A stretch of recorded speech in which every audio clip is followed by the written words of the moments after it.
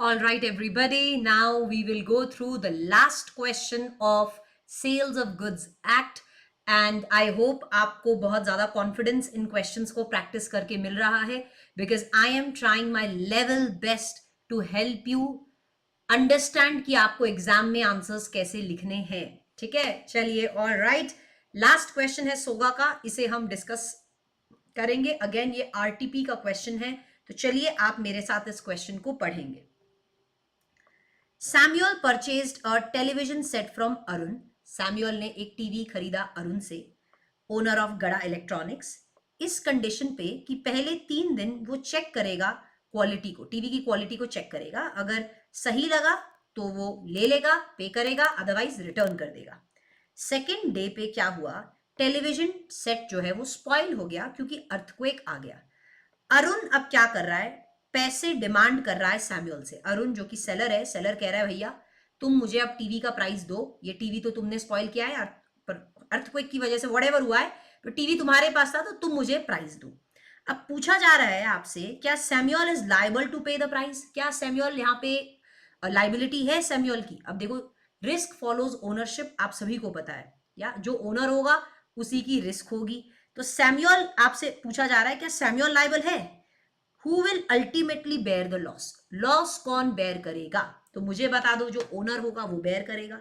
साई में आइए देखते हैं कि आपको इसे कैसे लिखना है. आई एम श्योर आपको समझ में आ रहा होगा कि goods are deliver to the buyer on approval or sale or return basis पे ये क्वेश्चन है. प्रॉपर्टी कब ट्रांसफर होती है बायर को, वही लिखना है. तो चलिए आ जाइए, बताओ कैसे लिखोगे अगर ये एग्जाम में क्वेश्चन आ गया होता तो. As per the provisions of, मैं सोगा लिख रही हूं, तुम लोग पूरा लिखना एग्जाम में. As per the provisions of sales of goods act, where goods are delivered to buyer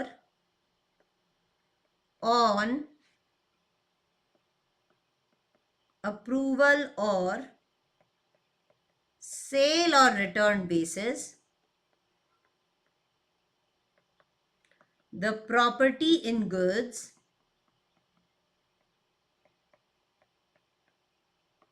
passes to buyer when buyer signifies his approval or gives his acceptance for the goods. जब buyer approval दे दे या अपना acceptance दिखा दे तो property पास हो जाएगी. या फिर buyer does any act which is equivalent to accepting the goods. कुछ ऐसा करे जो कि उसने गुड्स एक्सेप्ट कर लिया है उससे इक्विवेलेंट हो. And where buyer does not signifies his approval, buyer अपना अप्रूवल तो नहीं दे रहा, but holds the goods beyond reasonable period. हमारे केस में रीजनेबल पीरियड कितना है, हमारे केस में रीजनेबल पीरियड 3 दिन है. 3 दिन के बियॉन्ड अगर होल्ड करे तो उसने गुड्स एक्सेप्ट कर लिए, प्रॉपर्टी ट्रांसफर हो गई, ऐसा माना जाएगा. तो ये आपने प्रोविजन को यहां पे लिख दिया. अब आप जो है फैक्ट ऑफ द केस, तो ऑफ कोर्स क्वेश्चन से देखकर लिखना है कि सैमुअल ने टीवी सेट परचेज किया on a condition that he will use it for 3 days, but on the second day जो टीवी सेट था वो spoiled due to the earthquake.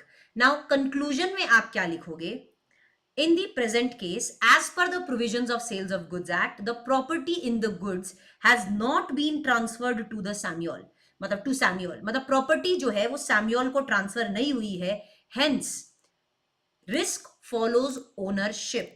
Now, who is the owner? Mister Arun is the owner of the goods as risk has not been transferred to mister Samuel. अभी तक mister Samuel को जो property है वो property has not been transferred to mister Samuel, hence Arun shall be liable for the price of the TV. Arun shall be liable for the loss. कौन liable रहेगा बेटा? जो सेलर है, अरुण है, वो लायबल रहेगा, because risk follows ownership and ownership has not been transferred to Samuel in the present case. तो ये आप कंक्लूजन में लिख देंगे, ये मैंने आपको प्रोविजन लिखना यहाँ पे बता दिया।